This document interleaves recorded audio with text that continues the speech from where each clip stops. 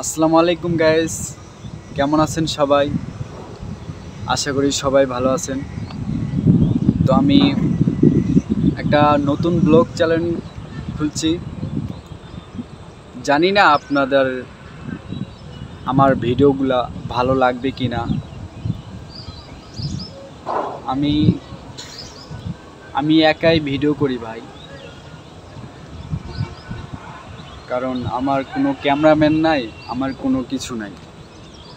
আমি ছোটোখাটো একটা ব্লগার। তো আপনাদের আমি চেষ্টা করতেছি ভালো ভালো ভিডিও দেওয়ার। যদি আপনারা আমাকে সাপোর্ট করেন, অবশ্যই আমি ভালো ভালো ভিডিও দেওয়ার চেষ্টা করব। বিশেষ